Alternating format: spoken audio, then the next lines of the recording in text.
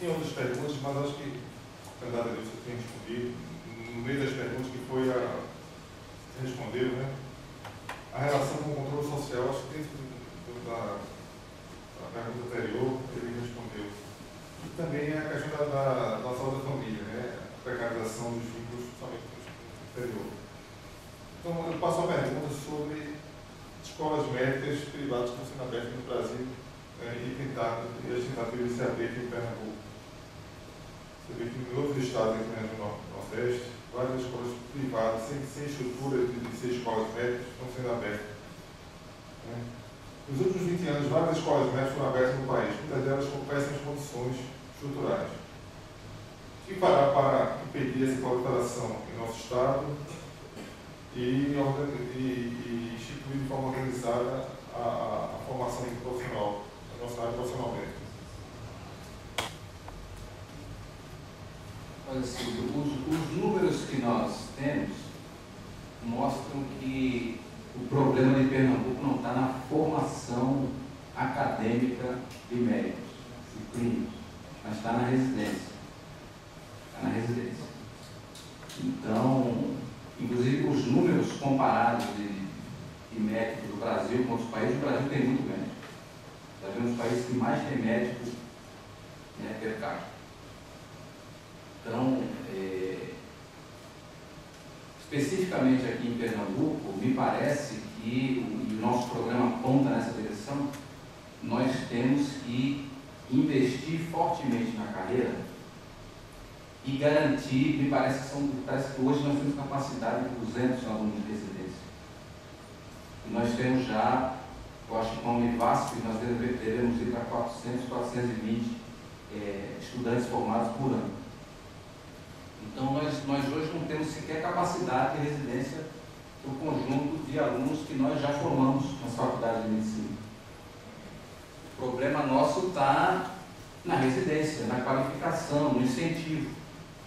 Então, nós estamos enxergando o problema da deficiência de médicos a partir desse prisma.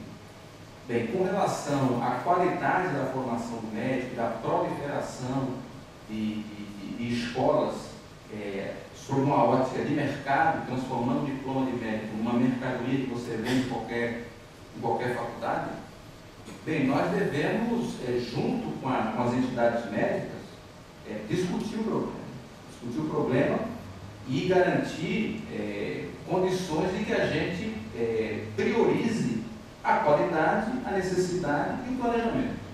Eu sou absolutamente, eu não sou um fanático, não um socialista fanático. Eu acho que a economia de mercado tem papel, tem importância e é uma coisa que precisa funcionar, mas é preciso planejamento. Esse problema, por exemplo, que o Henrique estava tratando há pouco dos idosos, por exemplo. Nós vamos ou não ter uma política pública de formação de geriatras? Então o cara vai lá, se forma, de qualquer jeito, vou fazer cirurgia plástica. O Estado tem a obrigação de perceber para onde cabia, nós temos institutos para isso, tem o IBGE, você precisa perceber quais são as demandas que precisa para que você possa minimamente antever e planejar. Então, eu acho que existe hoje no Brasil uma situação de falta de planejamento, e essa falta de planejamento não pode fazer da formação de médicos mais uma vítima. Então, por que nós... moda agora, né? Está faltando traumatologista, está faltando traumatologista. Por que está faltando traumatologista? Porque nós temos um trânsito caótico. Você estabelece que qualquer um pode comprar uma moto que não tem emplacamento, por exemplo. Que não existe que você ande de capacete, que não existe que você ande dentro das normas. Então, ou seja, aí você vai... Como é que você equaciona isso? Então, quando você vai liberar uma indústria de motos para vender moto bem baratinha para todo mundo, eu tenho médico para isso, eu tenho estrutura no sistema de saúde para atender isso. Como é que vai ser? Então, eu acho que a formação de professor, a formação de médicos, profissionais de saúde, a formação de profissionais de segurança pública, ou seja, a formação da magistratura, da defensoria pública, essas carreiras do Estado, elas precisam estar dentro do planejamento. Nós precisamos pensar isso com a planilha do IBGE na mão. Com a planilha do IBGE na mão. Então, não é assim, vamos formar médico, não. Acho que o Estado tem que ter uma política de incentivo de formação. Olha, daqui a tantos anos vamos ter necessidade de tantos geriatras, vamos ter necessidade de tantos profissionais nessa área. E aí você vai planejando. Aí você vai planejando e dando os incentivos e permitindo que se tenha uma formação e uma qualificação profissional adequada àquela demanda que você sente que vai ser a mais sentida mais na frente. Então, nós entendemos dessa forma. Eu sou absolutamente contrário à ideia de que a economia de mercado define as ações estratégicas. Eu acho que as ações estratégicas têm que ser planejadas.